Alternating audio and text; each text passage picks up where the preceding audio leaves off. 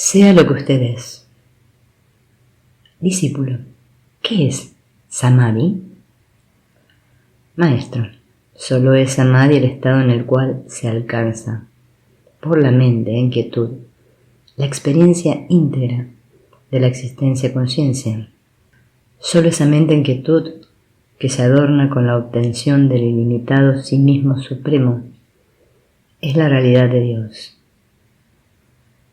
Cuando la mente está en comunión con el sí mismo en oscuridad, se llama sueño, es decir, la inmersión de la mente en la ignorancia. La inmersión en un estado consciente o despierto se llama Samadhi. Samadhi es la inherencia continua en el sí mismo en un estado despierto. El sueño es también inherencia en el sí mismo, pero en un estado inconsciente. En el Saha Samadhi, la unión es continua. Discípulo, ¿qué es Kevala Nirvikalpa Samadhi y Saha Nirvikalpa Samadhi? Maestro, la inmersión de la mente en el sí mismo, pero sin su destrucción, es Kevala Nirvikalpa Samadhi. En este estado uno no está libre de las tendencias mentales y por lo tanto uno no ha alcanzado la liberación. Solamente después de que esas tendencias han sido destruidas, puede uno alcanzar la liberación. Discípulo, ¿cuándo se puede practicar el Saha Samadhi? Maestro, desde el comienzo. Aunque se practique el Kevala Nirvikalpa Samadhi durante años, si no se han desraizado las tendencias, no se alcanzará la liberación. Discípulo, ¿puedo tener una idea clara de la diferencia entre Savikalpa y Nirvikalpa? Maestro, aferrarse al estado supremo es Samadhi. Cuando es con esfuerzo debido a las perturbaciones mentales es Savikalpa. Cuando estas perturbaciones están ausentes es Nirvikalpa. Permanecer permanentemente en el estado primal sin esfuerzo es Saha. Discípulo, ¿es el Nirvikalpa Samadhi absolutamente necesario antes del logro de Saha? Maestro, morar permanentemente en cualquiera de estos Samadhis, bien sean Savikalpa o Nirvikalpa, es el estado natural. ¿Qué es la conciencia corporal? Es el cuerpo insenciente más la conciencia. Estos dos deben residir en otra conciencia, la cual es absoluta e inafectada, y la cual permanece siempre como es, con o sin la conciencia corporal. ¿Qué importa entonces si la conciencia corporal se pierde o se retiene, provisto que uno se aferre a esa pura conciencia? La ausencia total de la conciencia corporal tiene la ventaja de hacer el Samadhi más intenso, aunque no constituye ninguna diferencia respecto al conocimiento de lo supremo. Discípulo, ¿es el Samadhi lo mismo que el cuarto estado? Maestro, Samadhi, Nirvikalpa y cuarto estado tienen todos los estados la misma implicación, es decir, conciencia del sí mismo. El cuarto estado, la conciencia suprema, distinto de los otros tres estados, vigilia, sueño con sueños y sueño profundo, es eterno, y los otros tres estados vienen y van con él. En el cuarto estado hay la conciencia de que la mente se ha sumergido en su fuente, el corazón, y de que es quien siente allí, aunque algunos pensamientos todavía se cuelan en ella, y los sentidos son todavía algo activos. En Nirvikalpa, los sentidos son inactivos y los pensamientos están totalmente ausentes. De aquí que la experiencia de pura conciencia en este estado es intensa y dichosa. El cuarto estado es obtenible en Savikalpa Samadhi. Discípulo, ¿cuál es la diferencia entre la felicidad gozosa en el sueño profundo y la felicidad gozada en el cuarto estado? Maestro, no hay felicidades diferentes. Hay solamente una única felicidad, la cual incluye la felicidad gozada en el estado de vigilia. La felicidad de todos los tipos de seres, desde el animal más bajo al más alto ser creador. La felicidad que se goza inconscientemente en el sueño es gozada conscientemente en ese cuarto estado. Esa es la única diferencia. La felicidad gozada en el estado de vigilia es de segunda mano, es un adjunto de la felicidad real. Discípulo, ¿es el samadhi la octava etapa del Raja Yoga lo mismo que el samadhi de que usted habla? Maestro, en el yoga, el término samadhi se refiere a algún tipo de trance y hay varios tipos de samadhi. Pero el samadhi de que yo hablo es diferente. Es Sahaja Samadhi.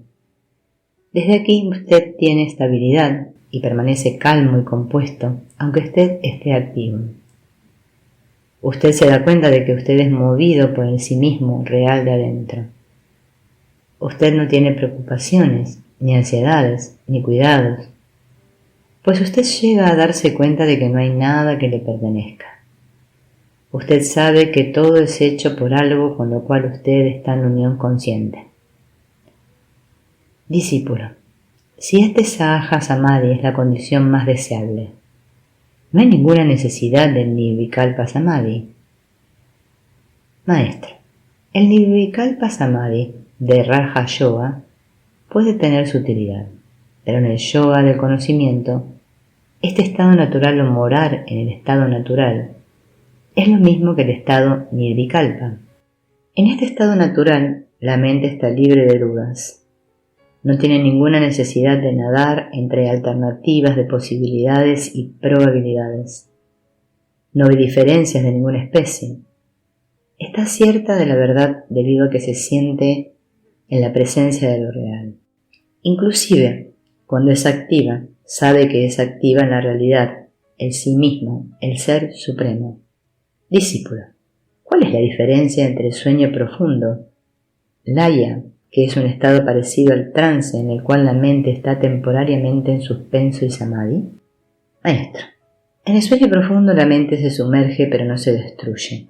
Eso que se sumerge reaparece. Puede acontecer en la meditación también.